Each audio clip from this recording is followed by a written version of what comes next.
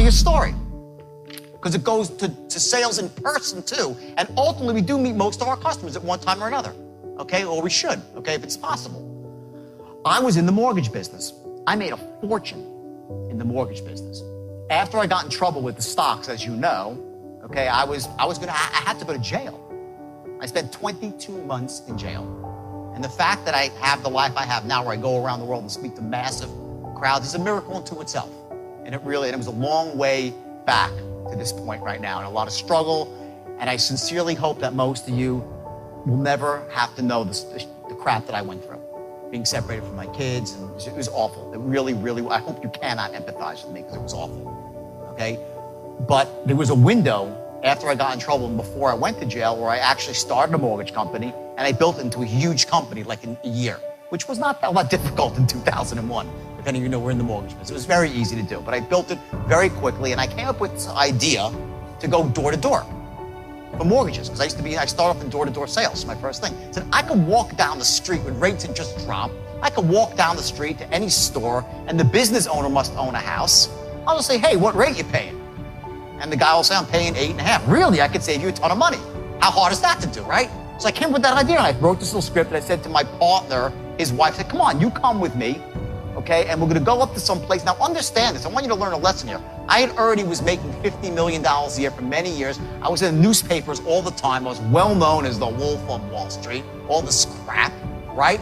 And you would think that I was too proud maybe at the age of 40 to go knocking on doors. I was banging on doors till my knuckles bled. Never ask a salesperson to do something that you wouldn't do yourself. They won't respect you, they won't listen to you, and also you can't possibly perform as a manager, as a trainer at the highest level unless you have done it yourself, okay? I think one reason you'll listen to me is you guys know I'm the real deal. This is not theory.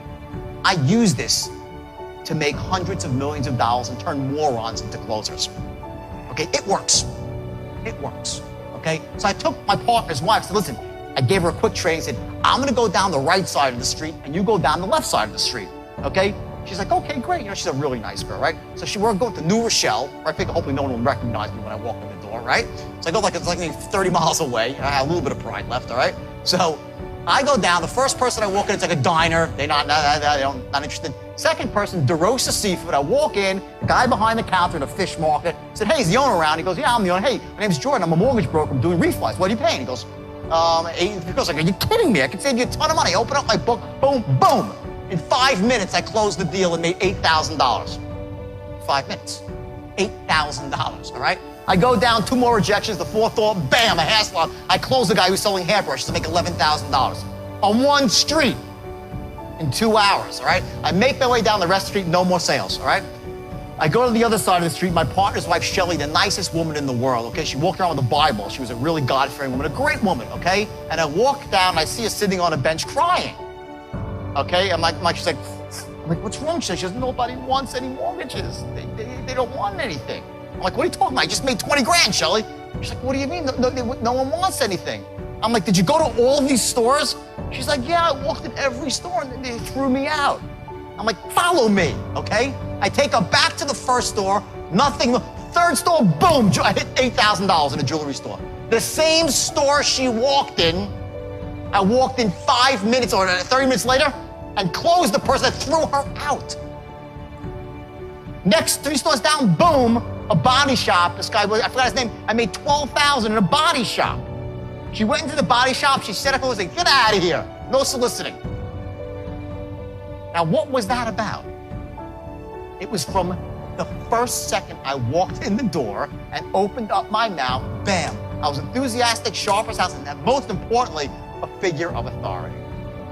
It was something that came off in the first couple of seconds. You know who Jacob the jeweler is?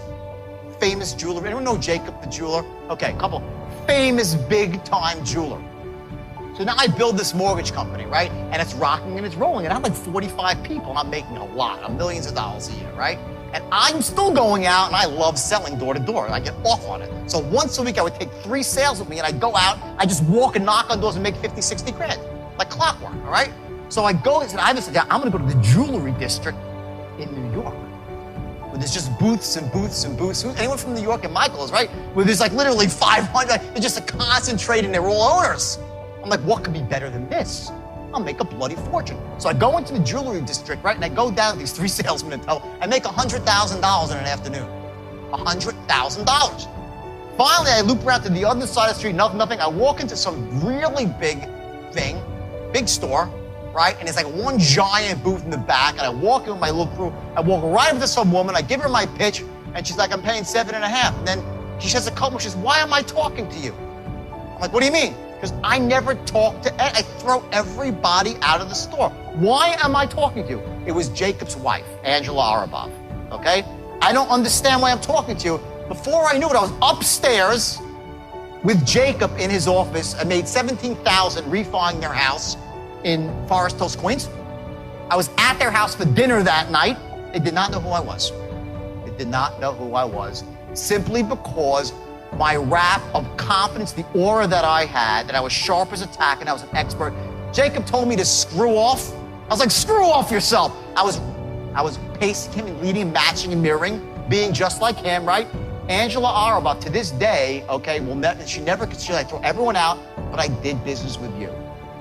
Why? Because the first second I walked in the door, I was different. I captured her imagination. So when I say to you, like, hey, is John there? I ain't kidding. Okay, if you are a salesperson and you're hammering away, you got people on the phone, a big crew of people, just that alone will increase you up this much. Now, you're gonna close sales, but no.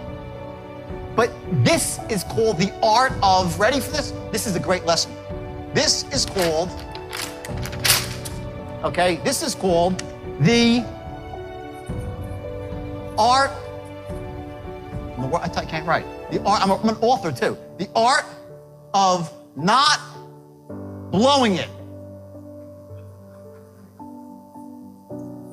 That's what this is.